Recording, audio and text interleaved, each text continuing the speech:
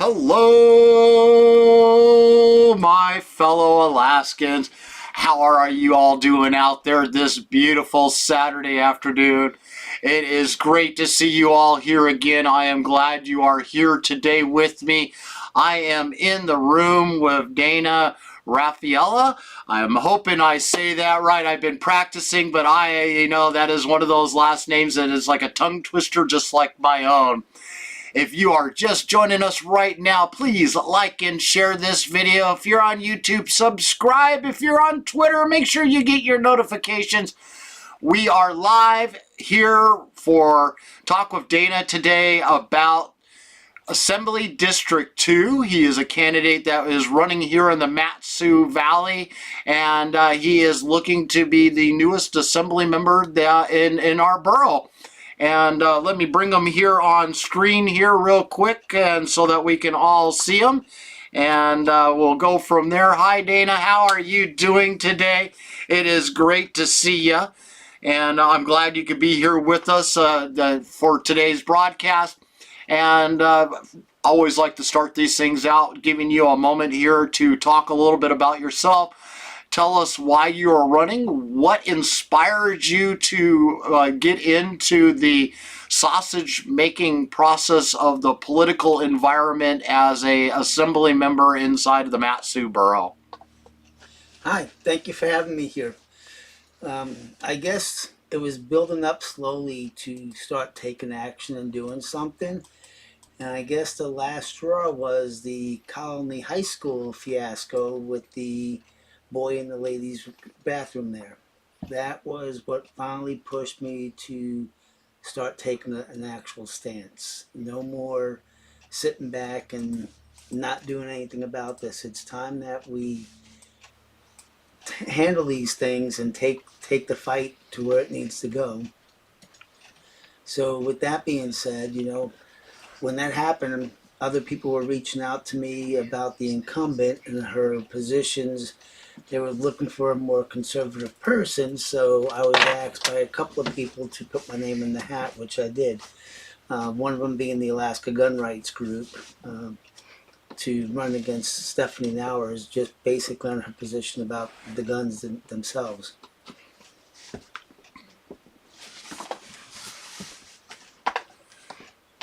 So, have you ever run for a political office before? Give us a little bit about your background, maybe a little bit of your work history. What inspired you to get into doing this right now, besides what you just said here just a second ago? What was your true inspiration to get into politics? What was your motivation? My motivation is to fight back, not physically fight, but to try to change the way the electorate's going because of the leftists in America taking us down a road that we shouldn't really be going down. My history, I'm originally from Brooklyn. I've been in Alaska since 2001 when I moved up here. I've been in the Valley since 2011 when I came back from Dillingham and Naknek area. And what I really want to do is I want to encourage other people to get more civically involved, because our apathy on our elections and just our civic participation has allowed us to start going down a very dark road, and I want to kind of head that off and hopefully bring it back to a government that listens to its people and not the other way around. As a borough assembly member, we have many challenges that are faced out here in the MatSu Valley. One of the biggest ones that I find is that recently has been the gun ranges, and they shut down the ability to be able to do opening up new gun ranges without major restrictions. Different little groups had come together. The current assembly had overrode those gun restrictions that were put into place for gun ranges, and we recently just opened up the newest gun range out here in the valley. Where do you stand when it comes to protecting the Second Amendment rights of those that live in the MatSu Valley? What are your views towards gun ranges and just guns in general? Because it's always a hot button, especially out here in the valley. I know myself, there's not a day that I can't go outside my door and hearing gunshots going off in my neighborhood. But I also know that nearly all of my neighbors have shooting ranges set up in their own backyards. Yes. All right. And being that the MatSu is relatively rural kind of borough, with the influx of our population, that could pose potential problems later on. So I want to encourage more gun ranges where people can safely shoot into a backstop. You know, as houses get closer and closer together, especially like in my neighborhood, Mountain Ranch, you really can't have a range in your backyard because you're going to be shooting your neighbor's backyard. So, but by encouraging more ranges to both be opened up or to make it easier for them to be opened up in some areas where people can go and shoot their weapons, that's going to bring more power to the people here themselves to be able to effectively use their Second Amendment, because you do need to practice with your weapons, so we don't want to shut that down. As to my view of weapons, well, the Second Amendment, it protects military weapons in common use at the time. You know, so today, all the talk about the assault weapons and whatnot, technically that's the feds cannot infringe on that. We need to be as strong as the military. Biden recently himself said, we're going to have some F-15s come after you. That right there shows you why we need the Second Amendment. In the borough here the last, I would say, 2 months now, we've been filling the MatSu Borough Assembly's chambers on a bi-weekly basis there.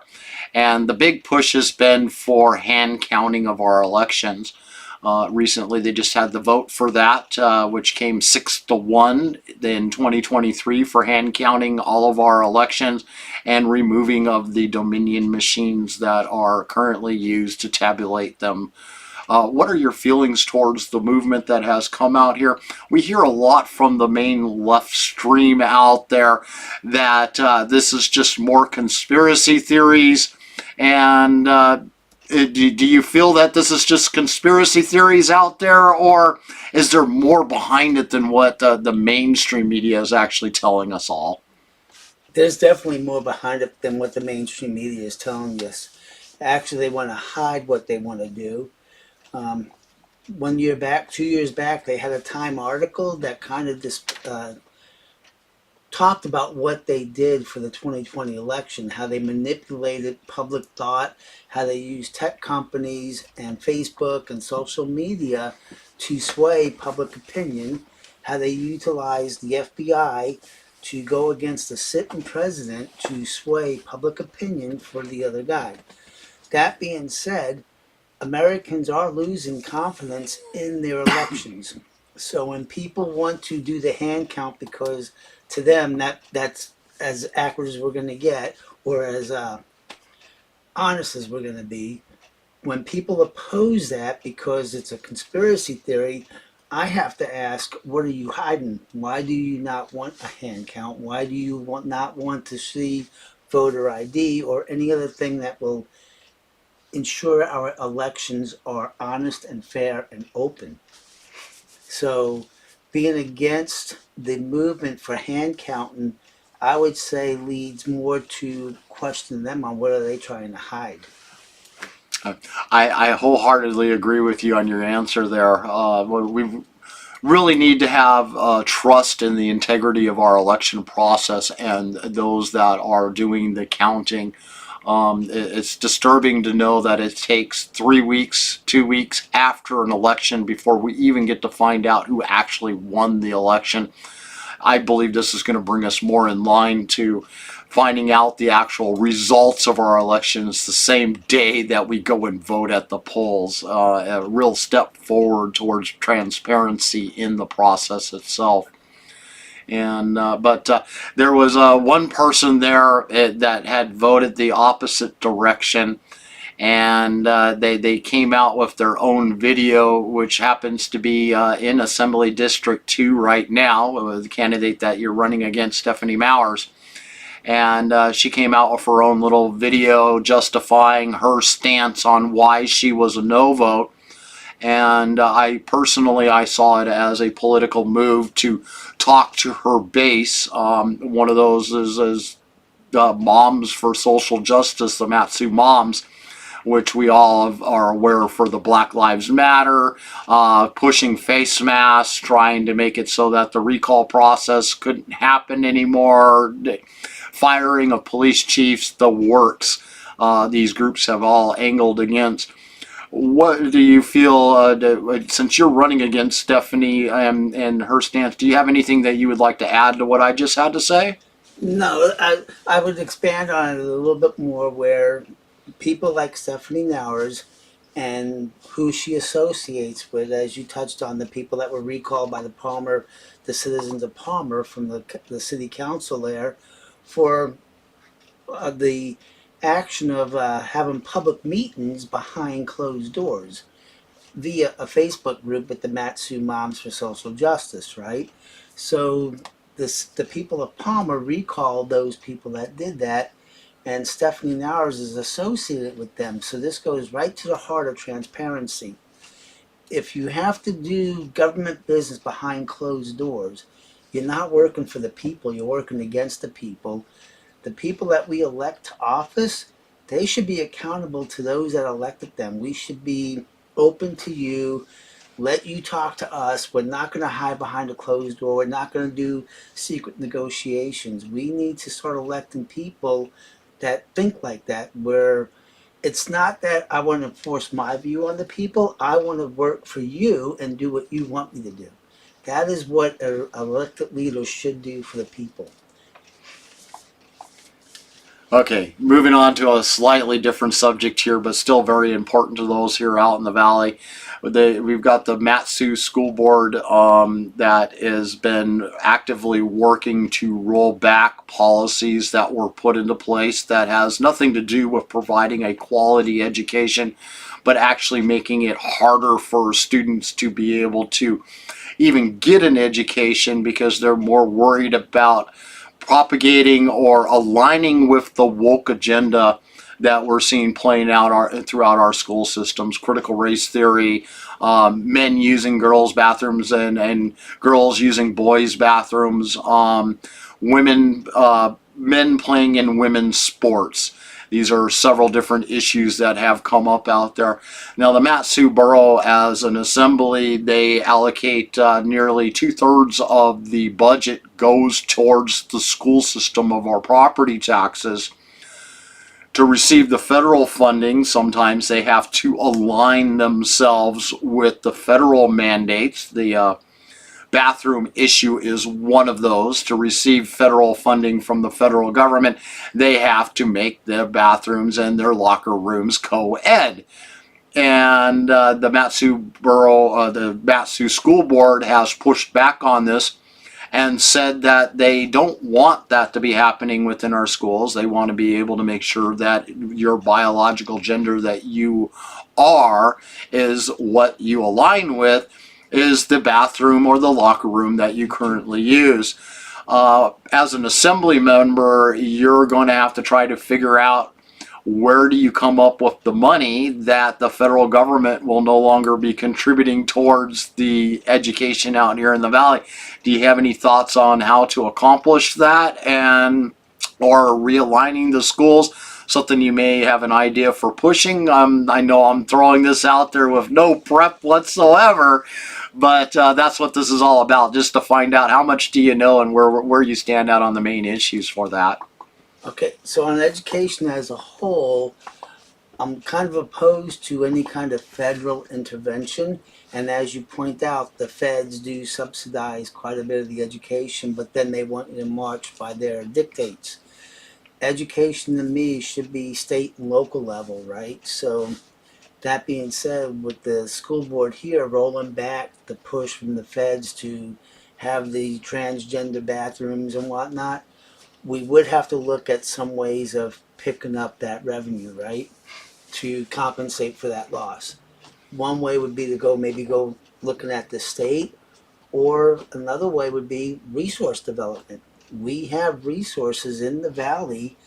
Why not get on board with the West Susitna Road access and open up that area, which is borough land that we could probably get some more taxes off of from people developing it for logging, agriculture, and also the mines out that way. That might be a way of bringing in some of the funds needed to compensate for the loss from the feds. And do we really want the feds to dictate to us how we should have our schools? Because right now in America, we're pretty low on the totem pole of people graduating with decent skills. It's all been socialized to the woke agenda per se, and our math scores in science, we're falling far behind. Maybe it's time to take control back and take the social issues out of the schools, leave that for the parents and the communities, and teach science, math, and the languages in the high schools and the elementary schools, and get these kids prepared for a more technical future. One of the questions of one of the watchers here that we have right now, they wanted to know, what do you think about the swimming pools and who should be funding it? And I'm going to expand just slightly upon their question out there.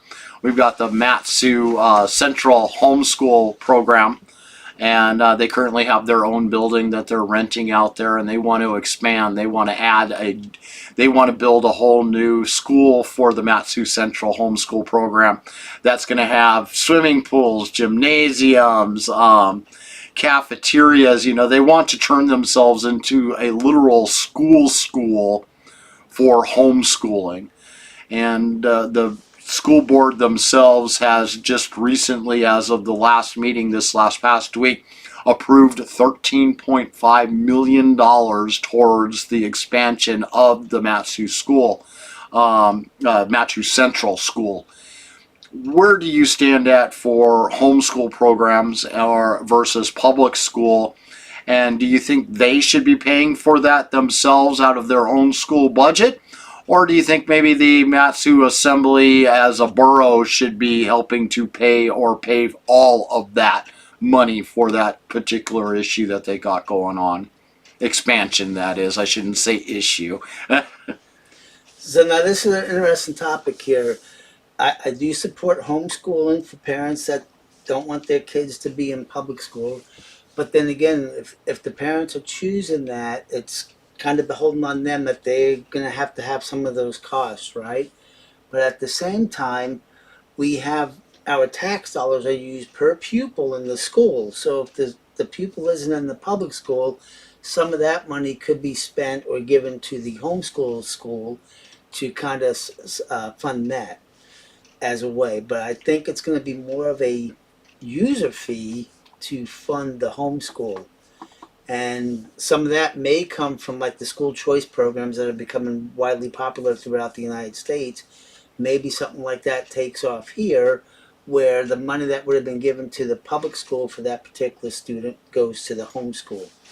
That could be one way of looking at that. But I don't want to shoot homeschool. I wanted to actually expand because sometimes the homeschooling kids are doing way better than the public schools. There's more concentration to the sciences and the maths. So, you brought up school choice there, a very, very hot topic that I'm very much for.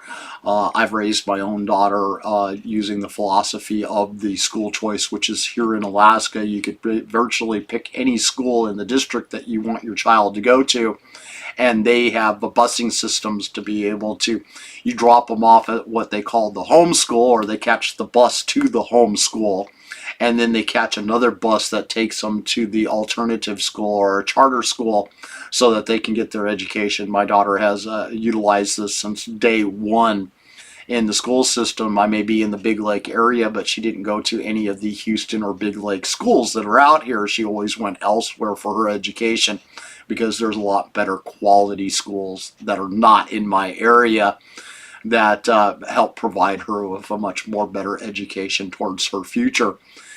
Recently, the Supreme Court just announced, or they ruled on, that the money is to follow the child. yes. And immediately after they did that, our own Alaskan Supreme Court came back and says, oh, no, that money is not going to follow, at least not all of that money is going to follow the child. We're going to force it so only a portion of that money goes towards school choice. The rest of it is going to be locked into the public education system. You don't get all of it to spend. Is there anything as a borough representative that you think you would be able to accomplish to change that? Because based on what you just got done saying there about school choice, homeschooling, stuff like that, the money should follow the child, yet our own Supreme Court is saying, no, no, no, we're not going to let you do that. That's a great point. So we have our Supreme Court, which everybody knows in Alaska is picked by lawyers, not by the people or by the governor. You know, we don't. Our Supreme Court justices may not even be abiding by the state constitution.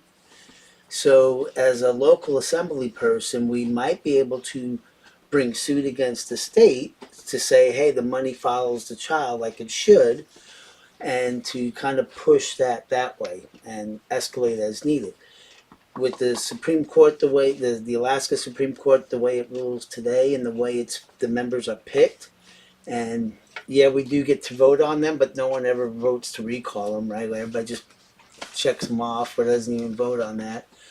Time that we pay more attention to what the Alaska Supreme Court is deciding in their opinions. And we need to look at our state constitution and see if they're actually following the Constitution. Because when the federal Supreme Court came basically out and said the money follows the child, you know, the feds, if it's a federal law, which education, as I said before, should really be a local issue, but if we play the federal game, the states cannot change what the federal law has stipulated. But I would rather still see it local, and the best way to do that would be to work with our state legislators, our state house people, and try to come up with some way to amend what the Supreme Court's, the state Supreme Court's doing. Because you could change what they do by legislation at the state level. Just like the federal courts could change what the Supreme Court does by legislation, which we've done before. Speaking of legislation and legislators, and bring it more into the Juneau level there, we have watched year after year after year the MatSu Valley be penalized because we do not align with the no better way to describe it, the woke left agenda that is being played out in Juneau. We've got the three big spenders out there: healthcare, education, and our own government here. Between the three of them all together, there is over 120,000 employees that capitalize directly off of our state budget. But when it comes to infrastructure projects for improvement out here in the valley, we always get the shaft because our legislators out here don't vote in lockstep with the woke agenda that they have going on there in Juneau. One good example is the Kinnick Goose Bay Road, the expansion project. It got put on hold for years. Thank God we got a good governor that finally put that as a priority on the agenda, and we're finally seeing that project being put back into place. But as a borough assembly member, we have another project, which is our Port McKenzie. And where do you stand on the expansion of Port McKenzie? Would you be willing to sign something in a joint agreement with all the other assembly members there in the MatSu, working together to pressure our Alaska legislators into finally doing something to expand it, bring that railroad that they cut all the trees and bought all the land for, but don't do anything with? Where do you stand on the Port McKenzie project, leveraging state funding for that and going after the federal matching funds to help expand that project? I'm definitely on board with that, because my view for the valley, being that we're growing so much, we need to do resource development. And how are we going to get those resources out of the borough? From that port. So we need to expand the port. We need to expand the rail access to the port. So I would work with the other assembly members to kind of working up a memo to the state or a draft to the state to say, hey, help us with this. Let us get some funding to make this happen, because we will need that to support the growth of the borough. And by doing our resource development, we can fund these extra schools, the homeschool, but if we stay stagnant, we won't be able to do that. So we would have to promote the port and expand that Port McKenzie. Now we got LNG out here in the valley, and people just don't quite understand that we have it readily available more towards like the Talkeetna region in that direction, to where we could be tapping directly into the LNG and delivering it directly into the hands of Alaskans here. And the expansion of Port McKenzie would be a major step into making that happen, getting that down to Nikiski for processing and things like that. Where is that kind of in line with what you're thinking about expanding when you say resources? Yes. So resources don't just go to mines and the logging for the trees. It's our gas. Even in the west of Sitna, they say there might be some oil reserves out there that they could be able to tap besides the precious minerals. So I'm open to resource development that's going to allow the borough to grow. I would rather see the borough become bigger and better than Anchorage, right? Not per se concentrated like Anchorage, but have more clout than Anchorage. Because right now, a lot of the clout in the state is from Anchorage. I want to see that happen from the MatSu. The MatSu is wide and diverse. We have rural, we have suburban, and we're knocking on some urban, right? Mostly suburban and rural. But we could have the clout where everybody looks to the state of Alaska, they think of the MatSu. And how we do that? Resource development. And that's all our resources. We have a bunch of coal up here. I'm not opposed to selling coal to China and South Korea and any other country that wants to buy some coal. Green energy, it's nice, but it's not there yet to fulfill our needs. So if we have the resources that the world needs, let's go ahead and sell them. Let's go make some money. They just opened up a brand new solar field out there for electricity. We have the one that is in Houston. They just opened up a brand new solar farm. Do you know anything about it? How much electricity is it actually generating? Is it ever going to pay for itself? Or is it just another one of those, let's make ourselves look green, and it's really given no benefit back to the MatSu Valley for the cost of its input of building them to begin with? So the latest one that's come out, the big field they're making, is going to handle like 1,400 homes or something like that. So the size of the solar farm that they need to do that is quite large. If you want it to go green, you have some companies that are making these mini nukes nowadays. That would have probably done a little bit better. You wouldn't have used as much space taking up the vegetation and whatnot to put in the solar farm. It's nice. I think it's more of a, oh, look, we're trying to do something, but I don't think it's very efficient for the space that it requires. For some of the research that I've been able to do myself on the project, and I know I put you on the spot there when how much is it actually paying for, because actually finding that information is very far and few in between, because all they talk about is, like you just described, it's going to supply energy for 1,400 homes. Is that energy for 1,400 homes that lasts 24 hours, or is that energy that lasts for 6 minutes? So that's interesting. One of the companies I used to work for was a power company and a telephone company. So on the power side, you had guys wanting to put up windmills because we had some wind out there in Dillingham. The problem is what happens when the wind dies. So when a third-party guy puts power onto the grid, you're going to have ups and downs, right? And if you don't have your grid situated in such a way, other people's houses, your TVs could get smoked, your electrical appliances could get smoked because the power going into the house is fluctuating. So MEA would have to compensate for this solar input, right? So they would have to have battery banks, so when the solar power is not there, they would have some battery banks set up so before the generators kick on, that power would stay kind of stable, right? So it's not just as simple as throwing up some solar farms or some windmills. There's more work that would go into that. We see it in other places. Tok, Alaska is a good example. They were one of the first to get the electric bus, and they have used solar power and wind power to help generate the electricity that is needed to keep that electric bus up and running.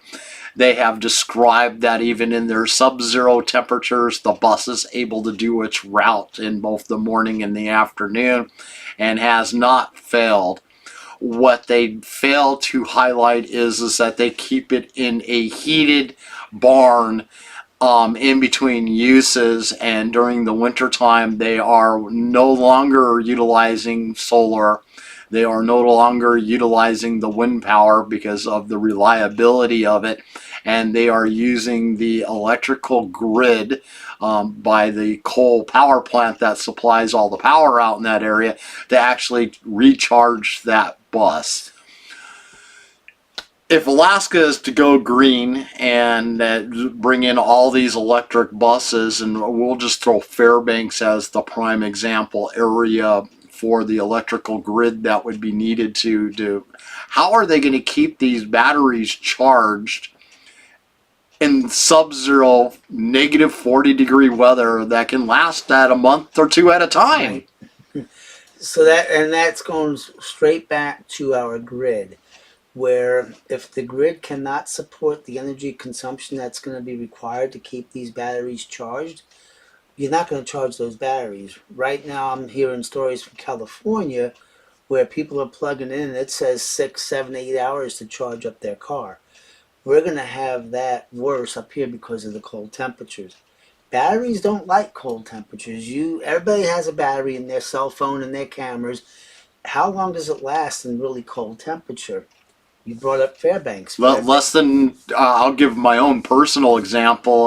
I've done a lot of work in Fairbanks when I was younger and more ignorant, didn't know much about Fairbanks growing up in Anchorage area and in my youth, and went to Fairbanks for the first time in the dead of the winter, and I hit the Cantwell area and I pressed my brake and the brake fluid was literal gel, and it put my foot off of the brake, but I'm still slowing down even though I'm pressing the gas pedal because it had literally frozen itself shut. Stopped at the little convenience store there at the gas station on the side of the road and turned my vehicle off. Went in no longer than to utilize the facilities and came back out, and my vehicle almost did not start back up again. To continue the story, I then made it into Fairbanks, got into my hotel. My job was the next day to go and do. And of course, I didn't have no plugins of being from Anchorage. I never really had to worry about that. And so I had no battery blanket, no oil pan heater. I had no radiator circulator. Ended up having to pay a shop to completely dethaw my vehicle and install all of these things into my vehicle just so that it would restart again.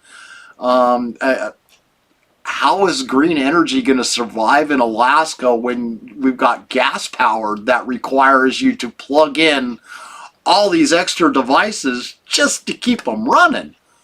And that's a great point, right? So going green, it sounds nice, it sounds great, save the environment, all this good stuff. But the technology today will not survive in cold temperatures. Europe right now is kind of worried about this coming winter because what's going on with the Russians and Ukraine. And of course, now we just blew up the pipelines over there. So Europe, even though they've gone green, they're opening up their coal plants because they're going to need heat. So because the windmills and the solar just won't supply the needed energy for the winter. So going green, we don't want to stop going to newer technologies. I mean, humankind has always moved to a new technology. But we're not ready today to jump on green energy as being our total solution. The reliability is just not there. And then It's not there. And just for those that may have just been jumping on right now, the kind of the leap into the Fairbanks was because we were talking about the solar farms that are been built in Houston, and the newest one that was just put online here just recently, the land clearing and the groundbreaking for that anyways. And the reliability of that kind of green energy, trying to keep us here in Alaska operating. I'm afraid we're going to turn into like California, where in the middle of winter we're trying to heat our homes, and we have no way to keep our Tayo stoves running that are using fuel oil to keep our heat in the house running, because we've gone green with our solar grid and windmills that are not turning because there's no breeze outside, and we're in the 4 or 5 hours of daylight and the rest of it's darkness, so our solar farms are no longer charging up enough to even power 1 minute once it goes past dark. I'm worried for our entire nation. We saw it in Texas a couple years ago when they had that Arctic blast that came through, froze the windmills. The solar farms were completely decimated. Battery power couldn't do anything, and all of these homes destroyed because they froze up because they couldn't run the heaters. Or California in the middle of summer, don't charge your Tesla and make sure your air conditioning, they've got metered air conditioning now to where the power companies can literally turn up and turn down your air conditioning inside of your house for consuming of energy just because of their rolling blackouts. I'm worried. I'm worried about that too. So I don't want to throw all our eggs into green, what they call green energy, which I'm surprised that no one jumps on to the mini nukes that have been developed, because these mini nuclear power plants are not that large, and technically they are green, right? But the waste with the nuclear rods is a problem, and that has been a problem globally, and we don't seem to have an answer for that. Well, they do have an answer for that. It's called Canada, and their waste nuclear facility that they have there, that's just off of the Great Lakes on their side of the border, where they're dumping all of this nuclear waste into. And so that's their solution for the nuclear waste, even though it's not environmentally green in the end for that, because its shelf life is like 1,000,000 years. See, the same thing with the green energy, right? For the solar panels and for the batteries. The exotic minerals they need for that is open pit mining. You know, if you think that the oil extraction that goes on up in the North Slope is bad, wait till you see these mines that they need to make the metals for these batteries and for the windmills and the solar panels. We're kind of seeing a good example in Florida right now. All the EV electrical fires that they're talking about that have been catching fire from the flooding and the salt water that has gotten into their battery packs. They've had nearly 3 dozen electrical fires that have been caused by EVs now since the flood, and this is just the beginning of them. Just the beginning. Because the salt water, as it corrodes those batteries, causes them to melt down, and you can't put them out conventionally. You pour water on them, it just makes it worse. Yes. You have to use chemicals to fight them, so even fighting those electrical kind of fires is going to make the environment even more dirtier, right? So we're way ahead of the ball game here by trying to force all this green stuff on the population when we're really not ready for it. The technology's just not there. And trying to push it this fast, we're going to end up with some problems. So, changing the subject, we got off there a little bit on the Green New Deal that is being pushed by the Biden administration and how it will affect the valley and the solar power grid that we have in Houston, and the newest one that is just broke ground. But what do you see for future infrastructure projects that you would like to see happen here in the MatSu Valley? Anywhere from our roads to expansion of the ability to draw in more new businesses, What are your thoughts and feelings towards that direction? What would you personally like to see happening out there? So I do want to attract more businesses and more technical jobs to the valley. To do that, we're going to have to beef up our roads, right? So I would work on guaranteeing that we have a 5, 10, 15-year road plan, watching where population is growing. Um, One example is my hometown of Cape Coral, Florida. When I was a kid down there, going back and forth between Brooklyn, Cape Coral had 30,000 people. Now it has 300,000. There's no freeways. It's all stoplights. Could you imagine what that traffic is like? I don't want that to happen to our valley. We need thoroughfares, we need parkways to go around. So that takes thought and money, right? But again, resource development. We have minerals here. We have a lot of logging that we could do. We have a lot of space for more farms, right? Out there in the West Assistant area. I am kind of all on board on opening that area up. And they're talking about that road. I know people are opposed to that road, but also if we open it up out there, that's going to open up recreational activities for most of us who can't go out there because there's no access. So not just resource development, we also have recreational capabilities out there. So I'm all on board on opening it up. We have the LNG, like you were saying. I'm all on board on using that because the more resources we develop, the more income we'll bring into the borough to let it grow. To bring in a technical center somewhere, Wasilla, Palmer, maybe even Willow. Bring in the tech companies, let them come up here. Let's outshine the Anchorage area because Anchorage is just going downhill. So let's be the alternative. Hey, come over here. Bring your people here. Okay, taxes. I gotta bring in taxes, property taxes. A month and a half ago, approximately 2 months ago, the borough assembly themselves decided to reduce the mill rate by 1% on the current tax bill. And for a lot of people out there, that means one of their two payments that they would have made on their tax bill would have been completely eliminated by that one mill rate drop, depending on what you pay. We've got senior and veteran discounts out there for property taxes. I am not against them, but I'm curious. One of our listeners right now that are watching this has a question for that. Would you support a tax break for all residents or continue tax breaks for only the seniors and disabled veterans?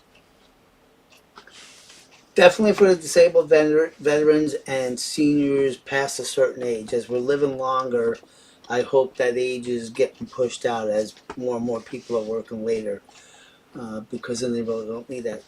Because we got to realize to have this infrastructure and to have what we have, the government does need to raise that money, right? Keeping it where it's at is fine, which goes back to my point about the resource development. Without the resource development, to maintain what we have and as we grow, we need more fire stations, more EMT vehicles. We have to spend public money, right? Um, or we have to cut services. So, and that's the juggling act, right? So, I would keep the existing breaks for the disabled veterans and the seniors.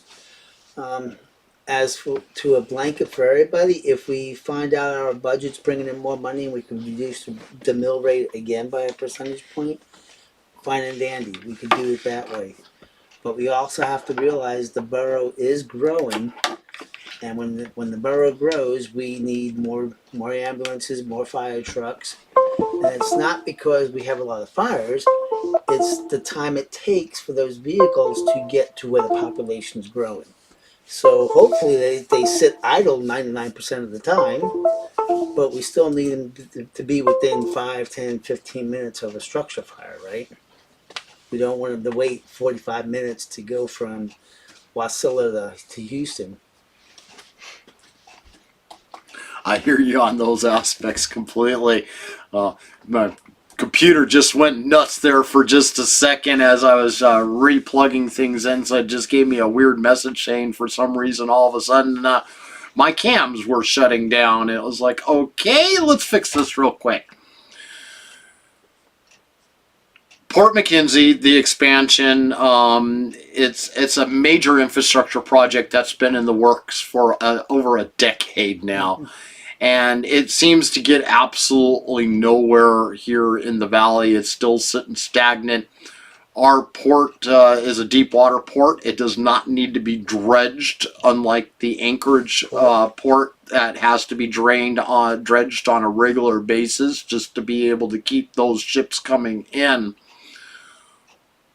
What can we do as Assembly, as the residents of the MatSu Valley, to help get that project actually moving forward? I know we touched base on it a little bit earlier, but I'm more interested in actually getting it done.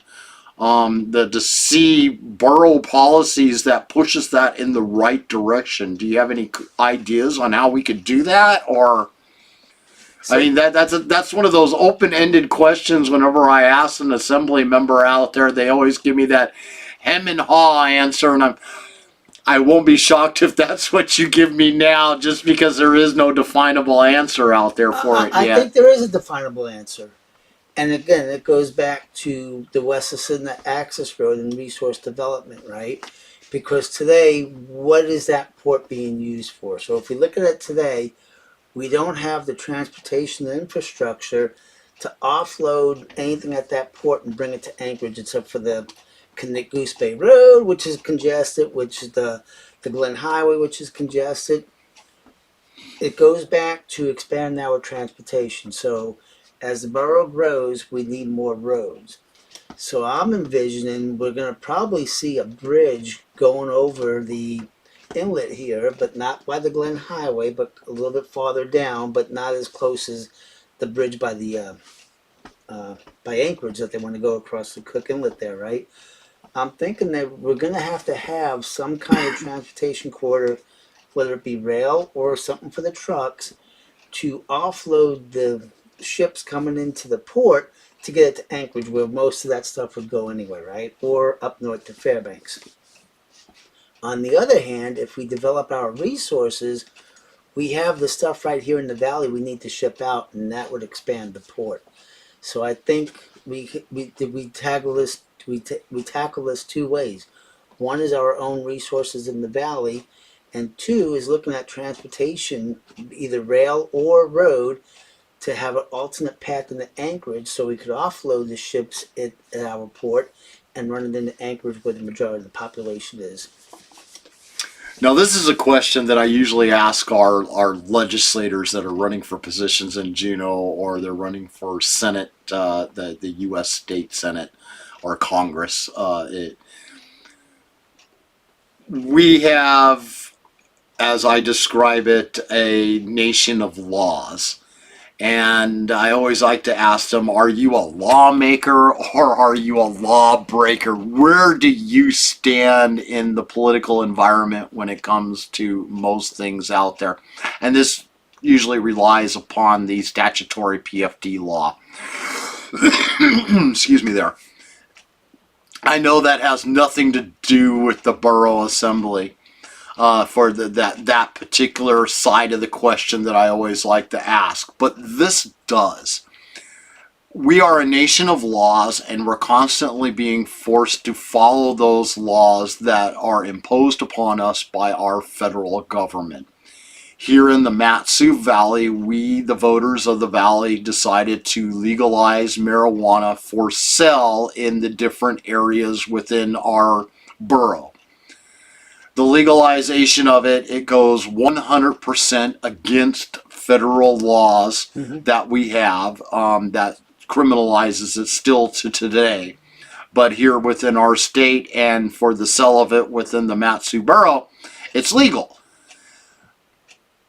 When you're talking about resource development out there, we are constantly being stopped by environmentalists that are from out of state, that don't even live here. Very rarely, we're talking less than 1% of the battle that we fight is local. Yes. The other 99% is all federal government and the Greenpeace people out there, or the tree huggers, so to speak, that are constantly stopping us from being able to develop up our resources.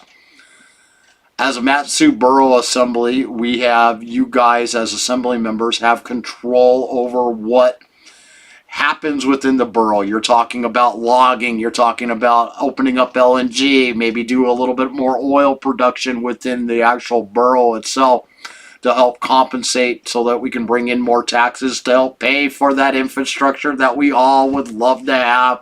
Better roads that don't have potholes that swallow your vehicle, and you can drive like a normal driver straight down the road, not that drunk driver that's avoiding all those potholes so that you don't have your vehicle get totaled on you there.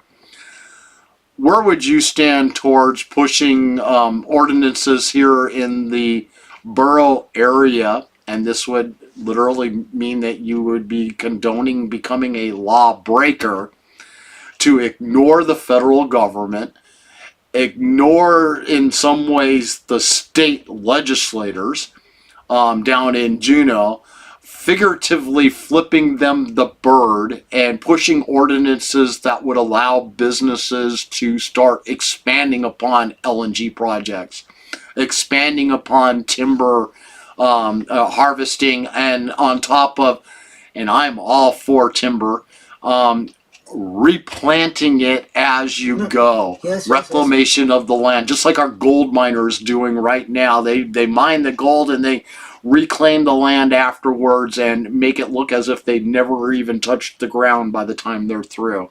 Where do you stand on something like that here in the MatSu Borough? Are you a lawmaker that is going to follow strictly the law, and you think, just like marijuana, you think it should be outlawed because the federal government tells it to? Or are you one of those that's willing to stand up and push back and say, you know, this is our state, this is our land, we work hard to make ourselves great, let's make that happen, we could care less what you think? Excellent points. Excellent points. So the late Scalia, in one of his decisions, I want to say it was New York versus the DOJ. It was about the Brady Bill or something like that. He actually nailed it, and he said it's incontestable that we are a nation of dual sovereigns. You have the feds and you have the states. The states created the feds. The states enumerated certain specific powers to the feds. The powers we did not give to the feds are left to the people in the states via the 9th and 10th Amendments. So a lot of the stuff that comes from the feds is out of their ballpark anyway. It's none of their business. Over here in the valley with the West of Sitna, we have state and borough lands where these resources and the timber sits on. The feds aren't involved. Yes, we don't want to pollute our rivers. We're going to go by guidance, right? We're not going to just, we've learned from 200 years of development what not to do, right? So like you mentioned with the gold guys reclaiming the land, that's actually expected, and most people will do that. If you ever go up to the slope, like I do on my job every now and then, you know, the slope is cleaner than your parking lot at Fred Meyer's. We have to put a little pan underneath our gas when we fill up our gas can up there. So we don't do that at Fred Meyer's. So the industry knows that they cannot just destroy just to get the resources. So the Clean Water Act, the federal government coming down and saying you can't do this and this, well, you know what? That would only apply on federal lands. If it's state lands and borough lands, the feds really aren't involved, or they shouldn't be. We need to go back to basic principles of our dual sovereignty. This is your ballpark, this is our ballpark. You brought up something there that I think really highlights my argument, justifying it there, is that you talk about sovereignty.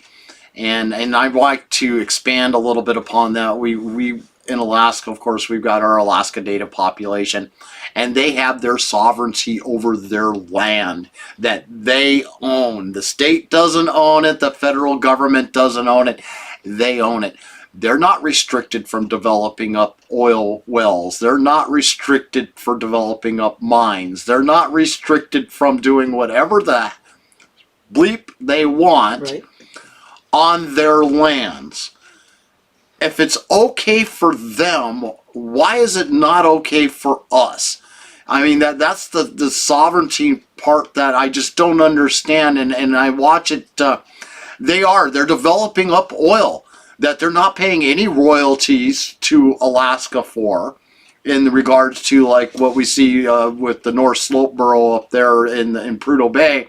Portion of those royalties goes towards our permanent fund dividend into the corpus of the ERA account, and but when it comes to the native allotment lands, the ones that they own outright, their sovereign territory, not one penny of what they're developing goes back into it.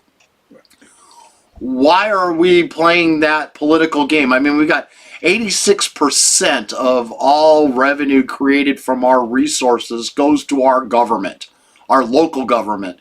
And Alaskans see less than 14% of it on our end. At least that traditionally was what it was until 7 years ago. Right. And now the federal government or our local state government thinks they should get 100% of that, or 98% of it, and we're going to give you that 2% token because we can't quite get rid of that statutory law that's there for the PFD. That is not the non-issue, but the issue is our land development and our resources.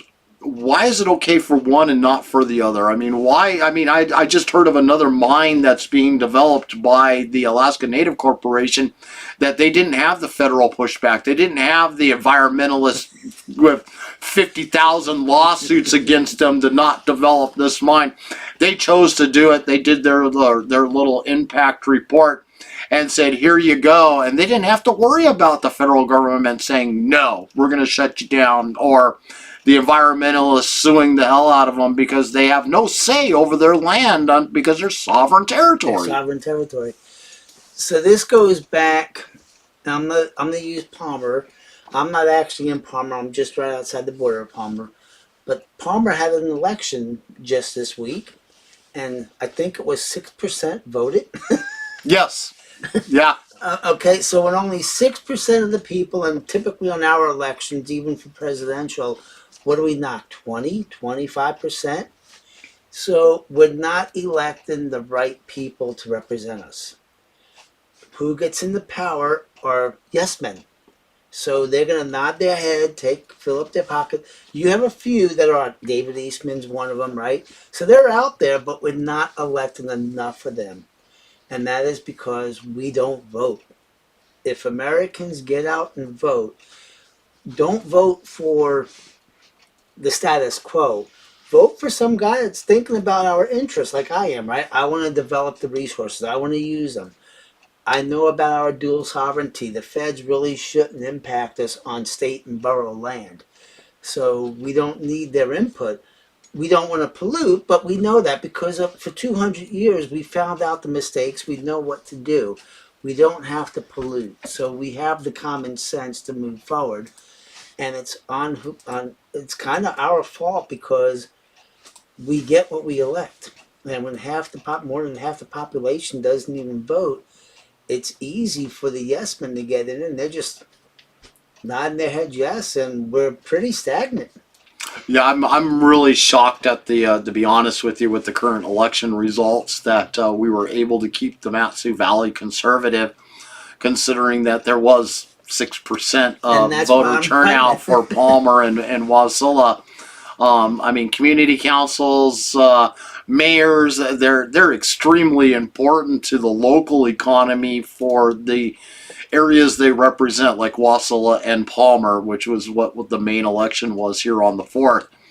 And that it would have been so simple for the masses out there, the moms for social justice groups, to have gotten their followers to go out there and vote in this election and completely flipped everything the opposite direction and get the woke agenda pushed in. Let's increase those mill rates that you're paying for your taxes on your property. Let's expand it so that we're going to force everybody to have those police cams put onto their chests, which I'm for, to be honest with you. But we're going to make sure that we increase what you pay out of your own pocket to push it. But on top of those cams, we want to reduce the police force because Black Lives Matter. So that's kind of the philosophy I see going on out there is like you just described, the agenda of who you elect and who they are working for. You sound like a person that's going to be working for the residents and the constituents that live in the MatSu Valley, whether they're in the Palmer district that you're running for the seat for, or in the Wasilla district, or those that are sitting in Talkeetna or Houston or Big Lake, all the outlining areas that are all there. Those are the type of people that we need to have elected in our local government and keeping the eye on the ball of who we put into office. So, and you bring up great points there. I'm not a politician. In reality, I'm an introvert. I don't like publicly speak, and even this little interview here, it's out of my comfort zone.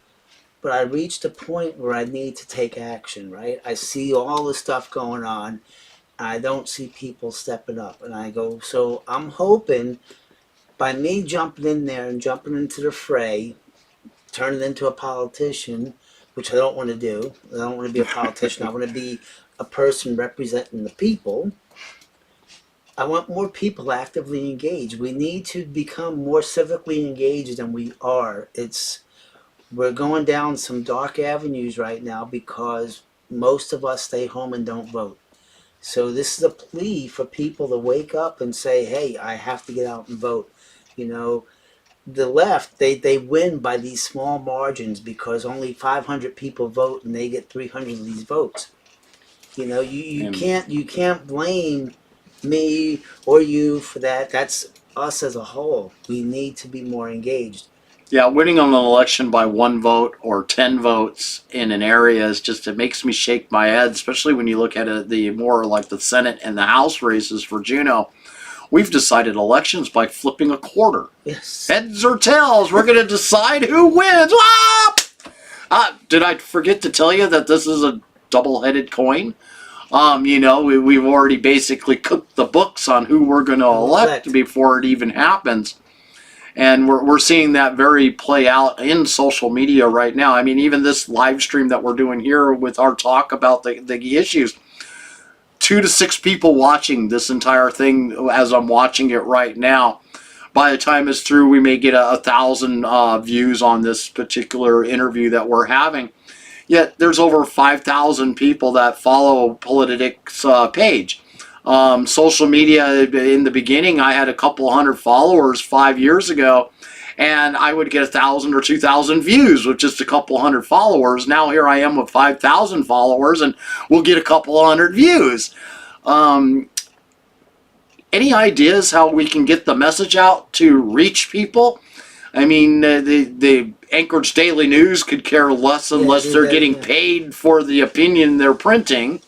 The Alaska news sources the exact same way. They're very extreme left. We got the Anchorage, or the Beacon, the politically 1630 paid for Soros created news organization that's now out there reporting here in Alaska, that the ADN and the Alaska News Source is now repeating their stories on each other's page, giving them credit for their stories that's being pushed by the same left-wing media paid for by Soros and the political motivated groups like 1630. So we're in a tough pickle here because the tech companies, and I am a tech guy, and I do work for a tech company. I make the internet work, basically, right?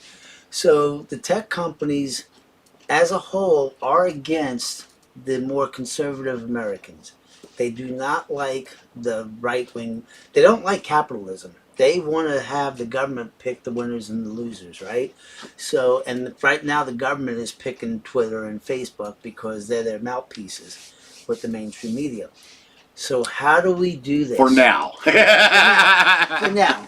So how do we do this? Well, me going out to campaign to run for office is one way, because I'm hoping just by doing this that word of mouth gets around. Oh, look, so and so is doing it.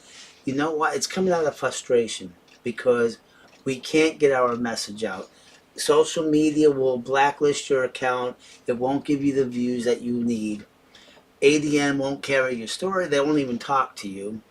So how do They used to talk to me when I first started doing this. I mean, I used to get interviewed by them all the time. I was making it into their news articles and everything else. And then they found out that I was Politadick. Yeah. Now they won't talk to me anymore. And that is that. If you look at history and you look at 1930 Germany, I'm not going to mention any names, but if you look at what happened there and what's going on here in America today, there is some very disturbing similarities, and it is not a pretty picture. So what we need to do, we need to vocalize, we need to get out there. Put up billboards, put up signs, talk to your neighbors, talk to the members in your church, talking to your hunting group or whatever. We have to mobilize. We have to show them that we're outraged. Our president called parents domestic terrorists and sent his FBI after them. What kind of country are we in now? Yeah, I mean, we've got a good example going on with you. We got David Eastman as I want to bring him in just for a second. He's being politically motivated, political attack against him. And they want the judicial branch to decide whether or not his constituents are allowed to vote him into office. And they're going to make their decision after the election is over with, and he wins his election. And then the courts are going to come back and say, oh, well, wait a minute. You didn't pass the government loyalty test. You can't serve in Juneau, even though he overwhelmingly gets the vote to go down to Juneau. And the people of MatSu, this should make you angry, because who's running this suit against David Eastman is a guy out of Anchorage with a lawyer out of Anchorage and a judge out of Anchorage. Which happens to be the same people that were involved with the decision to allow the ballot initiative for dark money and ranked choice voting. So this goes back to our former, we're a republic form of government, right? Local determines local issues. When we have, and the courts are allowing people from outside of a jurisdiction to attack the person that we want to represent us, that's a major problem. We justifiably should be angry at that. And that's why we need to get out and stand out and start voting these people out and voting people like David Eastman in. You know, because the reason why they don't like him is he's not on their team. He's for you and I. You know. Now, both of us earlier, and they're getting close to wrapping this up, so that the folks out there that are watching, this is the more critical question that I always love to ask everybody. And I know that's not so much of a borough issue, but it's more on a personal level. But it does affect the borough over the long run, because it's our constitutional convention. Earlier today, we sat and we listened to a presentation brought to us by Jake Libby, who is a part of the Alaska Watchman. He was not representing Alaska Watchman while he was there. He was his own personal self, Jake Libby. They're explaining to us all the very valid reasons why every Alaskan should be voting yes for the Constitutional Convention. That's my own personal views when it comes to the convention. I have been a yes since the day I found out that we get to vote on it this year. Unlike many people out there that are just beginning to learn about it over the last few months now, there was an announcement made at the very end of the broadcast earlier that they have now, through the 1630 Project and the NEA organization down in the lower 48, they already had $1 million contributed to them through private interest groups, special interest groups, dark money from the lower 48 to promote the no vote out there. And at the very end, it was announced that the two organizations, 1630 and NEA, down in the lower 48, has contributed another $1.5 million towards the no vote campaign. Yet we Alaskans, through grassroots contributions, have only been able to amass about $30,000 to battle against a $2.5 million campaign. These are the same organizations that brought us ranked choice voting. Talk about dark money and getting it out of our elections, but here they are using dark money to push, because the dark money they got rid of has nothing to do, does not penalize ballot initiatives. No. It does not stop them from using dark money in ballot initiatives. All they have to announce to us is that 1630 Project just donated $1 million, and these are the top 3 contributors, and that's all we're going to tell you. Good luck. The same local representation that has contributed to the largest amount of money towards that is all the same people that brought us ballot measure 2, ranked choice voting, and the dark money, the 4 initiatives that were pushed in that one ballot, when we are a one initiative, one ballot state. That's our law, but the judicial branch overruled the laws, writing their own laws, which is one of another reasons why I'm all for the Constitutional Convention, to rein in the out of control government that we have out there, from the lawyers to our judicial branch to our federal government overreach that they have going on out there, to our local Senate and House representatives that we have, and the ability of what they're using to push the far left agenda. Alaska AFL-CIO, IBU of Alaska, and NEA Alaska are all major contributors to the no vote. And these are all the special interests that got to capitalize on the $29 billion that got passed through our state this past year in the budget. Direct pass through directly, or through the actual $18 billion that went through the budget process in Juneau. Where do you I mean, throwing that all out there, where do you stand on the Constitutional Convention? So, first off, our founders for the state of Alaska, who wrote our Constitution, put that in, that every 10 years, we the people get the opportunity to vote for a Constitutional Convention. So even the people that wrote the Alaska Constitution realized that, over time, changes might be necessary. So taking that aside, why do you think they're throwing so much money at a state that has a minuscule population for the size of the state? We're not that large population-wise. We got a lot of resources, lots of resources. We're a cheap date. We're a cheap date. So they're coming up with this, and of course they mislead. They want to mislead what this convention's all about. I don't know how many people don't know this, but the first vote is just to say yes or no, we want a convention. Okay?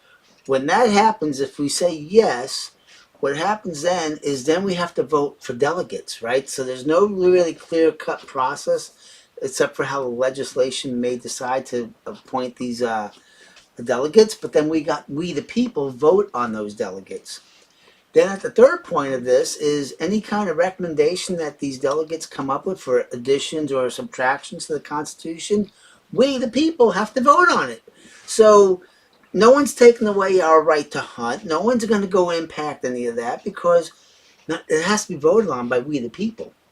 So having the convention, I think, is a needed first step, because we do want to discuss. Maybe we want to do something with the PFD and make it more constitutionally protected, right? Maybe we need to look at how we're doing the voting, because right now the way we have the Constitution, it doesn't actually outlaw ranked choice voting, but we could just make an amendment saying one person, one vote, and there goes ranked choice voting out the window. But that's what the convention would be for we the people of Alaska to talk about these issues and see if we want this or that. So vote yes on the convention, and disregard what all these outside people are saying. They're afraid that we're going to actually make productive changes, like how we appoint our Supreme Court justices. That's what this scares them. Or that we're going to take control of the PFD. That scares them. So that's why there's so much money being thrown at that. So I believe the website was convencionyes.com. ConventionYes.com. Take a look at that web page. They got some articles on there, and really think about it, Alaska. The people that wrote our Constitution put that in there for a reason, and I think with some of the issues today, maybe some changes are needed, and we the people will get to vote on those changes once they're proposed to us, right? So it'll be a yay or nay, but let's go through the process. There's nothing wrong with going through the process. And I want to make a big point to point out here, because there's a big misconception going on from the fear-mongering vote no crowd. They want you to believe that the most radical things that you could ever think of in the world, your worst nightmare, is what's going to get passed, and we Alaskans are going to have no say in it in the end. Let's make something perfectly clear. Whatever gets voted on during that convention and actually makes it to the very end of it will go on the ballot in the November election, and every single Alaskan that is eligible to vote will get a thumbs up or a thumbs down, a yes or a no, on whether or not they approve what was changed within the Constitutional Convention that they are having and the decisions that they make.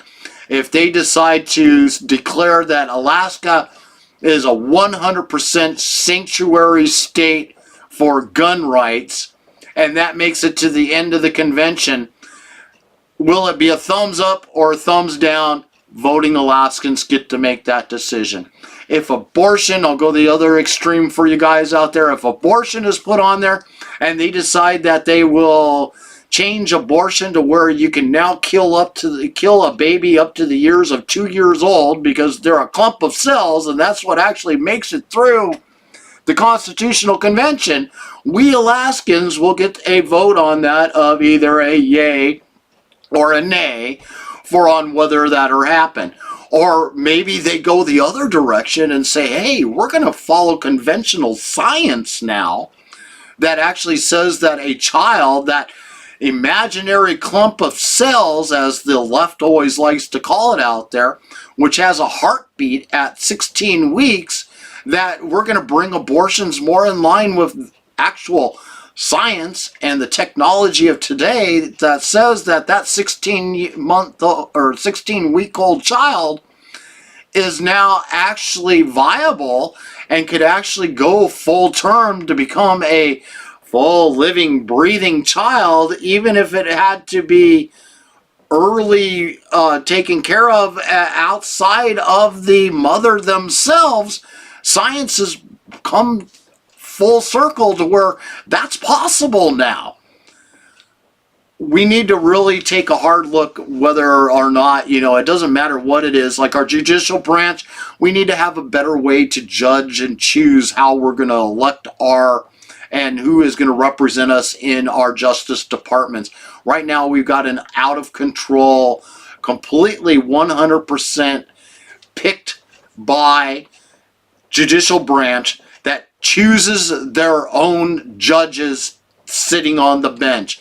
Alaskans have no say, and we see it in the decisions over and over and over again, that they're always leaning more and more and more and more into the woke agenda that could care less what is best for every Alaskan, but what is best for the fringe little tiny minority. And that really needs to change, and that's what the Constitutional Convention could do. I mean, we rank the worst in the nation for an education. We are number 49 right now is the latest ranking that they have out there. And 49th, but we're at double to triple the costs than anywhere else in the nation for providing that worst in the nation education. Through the Constitutional Convention, we could say, hey, There's no longer going to be 54 districts. We're going to reduce that down to 17 instead. Our education system here in Alaska would have no choice, because we Alaskans, it's ultimately in the end, if we say yay to what the changes are, our education system would have to eliminate those 54 down to 17. Wow, what an amazing thing that could happen. We save an additional $300 million a year without all of that quadrupled astronomical 54 different administrations running 54 different districts. Now we reduce it down to 17. We only have 17 administrations running out there instead. 300 million a year savings right there. That also puts accountability in. If you can't have, you're not going to receive all of this money if you can't provide a quality education. If you can't do the 3 R's, we're going to penalize you for it. We're not going to keep rewarding you with more money in your pocket.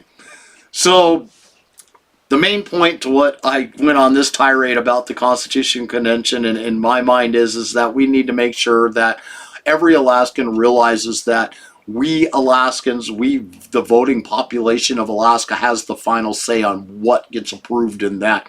And it's going to be ultimately up to us to give a thumbs up or a thumbs down for what happens. Not what the fear-mongering left wants you to believe. They want you to think that the worst-case scenario, whatever they say during the convention, that's going to be what the future of Alaska is going to be. We Alaskans are not going to have a say in that whatsoever. That's the final. No, it's not. We Alaskans have the final say, not them. All right, off of my soapbox. One last question for you, and then I'm going to turn this over to you to tell us how to get a hold of you. But before we get to that, the one last question that I have, and I'm hearing it on the more in the left stream media than I'm hearing it on the right stream media, is homelessness in Alaska.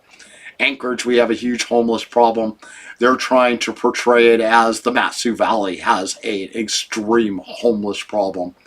Do you see the MatSu Valley having a homeless problem? I'm going to play it on the level of what we see in Anchorage, Juneau, those areas compared to them. Or do you think the MatSu Valley, why is the MatSu Valley not seeing these homeless camps everywhere? Why are we not seeing these people on the street corners, 10, 20, 30 people all congealed around a mall somewhere, standing at every corner, panhandling, collecting money? Why do we not see that out here in the valley versus, say, Anchorage or Juneau? So I live in the valley, but I work in Anchorage, so I see the homelessness in Anchorage. And I drive by it every day. And I think one of the reasons we don't see it up here, even though I have seen some guy hanging out by Cars Palmer over there, Safeway, Fred Meyer's right there, he's been hanging out with his sign. I think that we're too spread out in the valley. There's no attraction for them to come here. We're too spread out. Whereas in Anchorage, they go from street corner to street corner. What makes me mad about the homeless problem in Anchorage and why it seems to be getting out of control is the people that are being homeless. How come their native organizations are not helping them? Is my number one question. When you look at them on the corner, my wife is native, and that's what really bothers me. And I see these people, and I'm like, how come the native groups aren't helping them? The cities really can't get involved, and this goes back to a sovereignty issue. So this is a very sticky problem for Anchorage. I think the native community needs to step up to the plate a bit more because they get a lot of federal money, and it doesn't seem that anybody's helping these people. You know, I don't think it's fair for Anchorage to have to carry that burden. And it's hard to put a person that doesn't want to be taken care of into a shelter. You know, how do we make this happen? I don't think we're going to answer it in one day. Will it come up here? We're too spread out. They don't have the wherewithal to make that work, right? They just can't go from this street corner to that street corner. It'd be a 10-mile walk. Well, I'm going to be honest with you. We did start to see that happening out here in the valley. They were starting to congeal in bigger and bigger groups. Right. I've seen a few of them. And I know the person that you're describing that sits at the Walmart corner there, and he's out there every single day. I have personally gone out and talked to him. I couldn't get him on camera, and he wouldn't go on the record with me.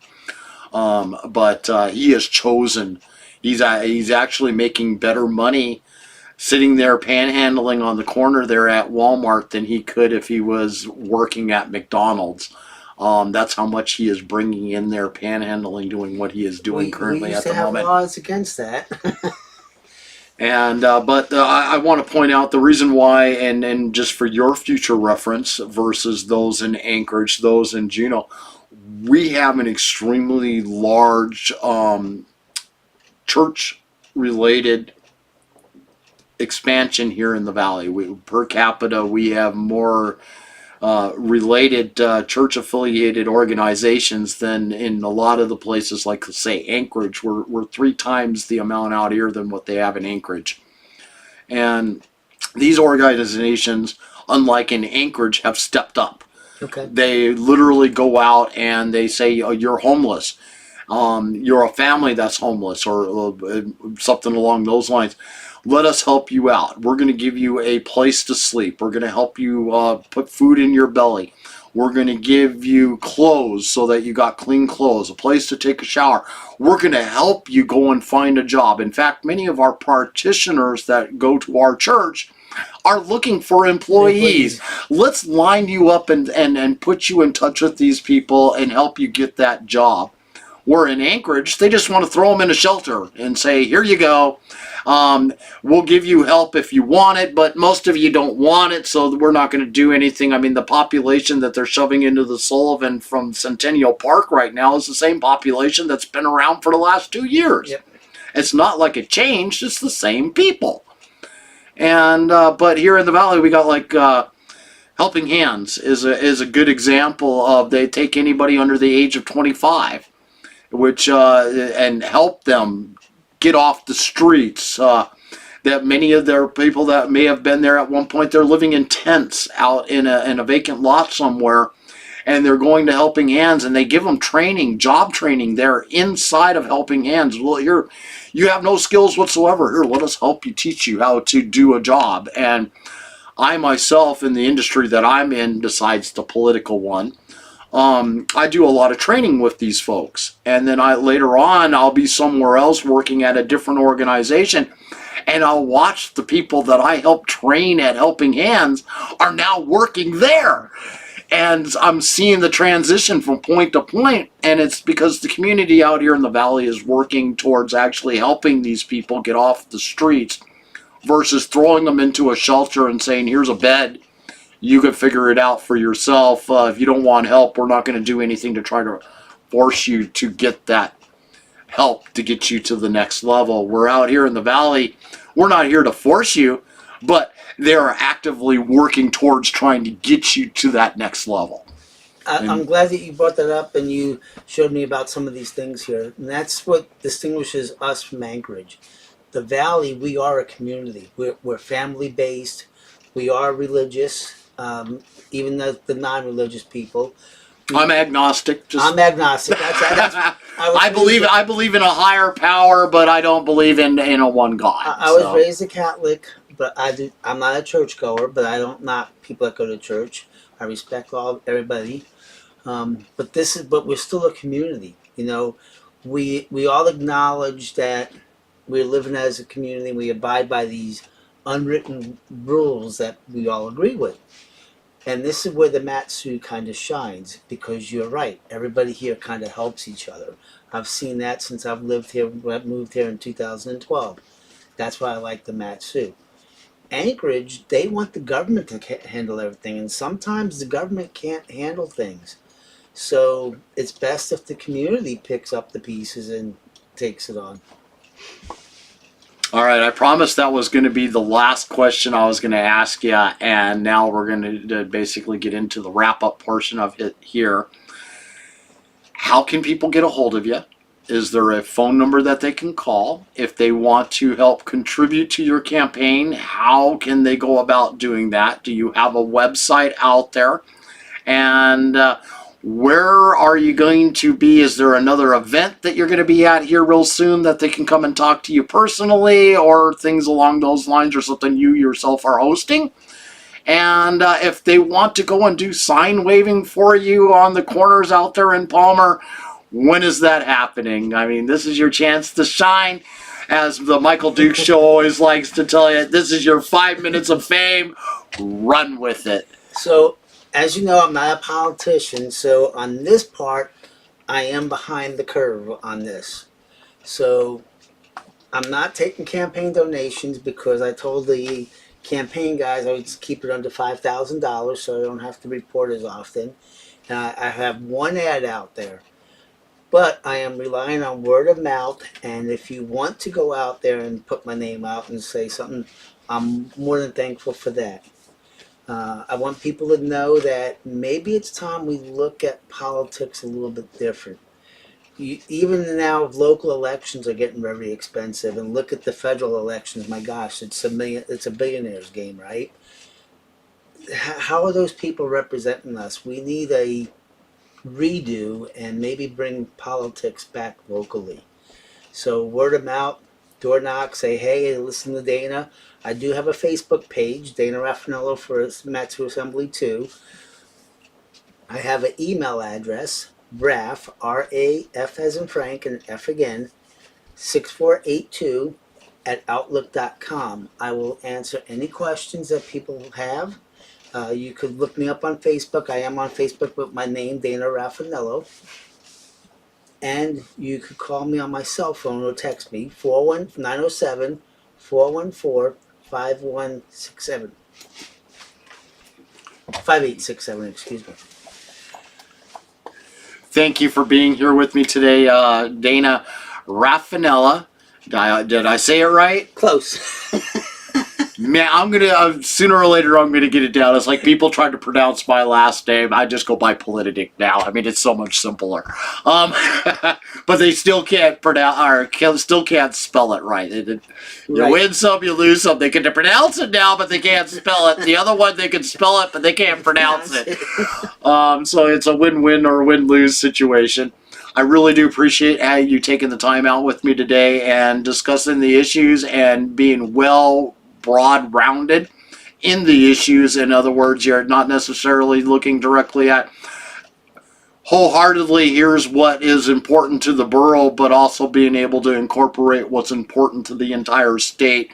Because not only is the MatSu Valley an integral part to the state of Alaska, what happens in the valley doesn't stay in the valley, it goes everywhere else. Just like what happens in Anchorage doesn't stay in Anchorage, it affects everybody else, and we really got to concentrate on that when we look at our different people that we're looking to elect into positions here in Alaska. And with that, I would like to say thank you once again. I appreciate you being here. It's been a great conversation, and at this point I'm going to take you off of the screen here, and I'm going to bring myself on. And I would like to thank you all that have been with us here now for a little over an hour. We've been talking with Dana Raffaniello. I'm going to get it. I really am going to get it. For partaking, don't forget to like and share this video. We need to know who we are electing on to the MatSu Borough. He is running against the current incumbent that is there, Stephanie Maros, and then she is, I'm going to put it right on out there, if you want someone that's all for social justice and the far left-wing woke agenda, that Marxist philosophy of life, then here is your chance to vote her out of office and put somebody in that's going to actually work for the people out here in the valley, not just the minority special interests that have their own little 1% that they want their agenda passed and to become the ruling law of the valley. Go to our website, Politadick.com, and click that support button. All proceeds goes right back into expanding what we're doing. keeps improving our video equipment, the quality broadcasts that have been brought here for the last past week now with the new microphones, wireless systems, has all been because of your support. I would love to be able to get people sitting in Anchorage that would be able to live stream the school board meetings that are going on there. Very, very far left Marxist woke agenda. CRT is being pushed wholeheartedly there under the disguise of DIE, diversity, inclusion, and equity. Yes, I know I said that backwards, but I think it needs to die. So diversity, inclusion, and equity is the big push, or most of us know that as critical race theory, CRT. In the last meeting that they had with the school board there in Anchorage, they were pushing it wholeheartedly, and that is becoming the agenda of the lives of the students in the ASD school district. Your support will help me to be able to afford to get more people out there so that I can have people everywhere in the Anchorage Assembly, the Anchorage School Boards, MatSu Assembly, MatSu School Boards, find them in Fairbanks Assembly and Fairbanks School Boards, community council meetings, and I personally would love to be sitting down in Juneau when session starts, sitting in the hallways, waiting for them to come out of their committee meetings with my camera in hand, microphone in their face, saying, come here, come talk to me. Why in the hell? I just don't understand it. Can't fathom it. The greed and the entitlement is astounding. Why did you just push to pass that within your committee onto all Alaskans? It is the most destructive agenda I've ever seen. Or, congratulations, job well done. The latter part there would very rarely be able to come out of my mouth with what I have seen them doing over the last 7 years. Help me accomplish these goals. My next biggest step that I'm working towards right now is getting on Rumble so that you can watch this not only on YouTube, Twitter, and Facebook, and our website, currently right now live. I also want to find us on Rumble. I want to expand into the next level of social media out there. The more places that we can get this out, the more that we're going to be able to allow Alaskans to be able to hear the message that mainstream media doesn't control. I am so glad that Elon Musk is now going to take over control of Twitter. Maybe I'll be able to start growing my following on there. Facebook is definitely suppressing our site here on Facebook. They love to make sure that nothing ever reaches anybody. Over 5,000 Alaskans follow my page, but only 100 of you get a notification I've even gone live. So again, like, share this video, go to our website, Politadick.com, show your support. All proceeds go directly right back into what we're doing right now and helping keeping the message out there that the mainstream media wants to ignore, exposing the corruption that is happening within our state. Again, thank you all for being here today. You have been a wonderful audience, and you guys all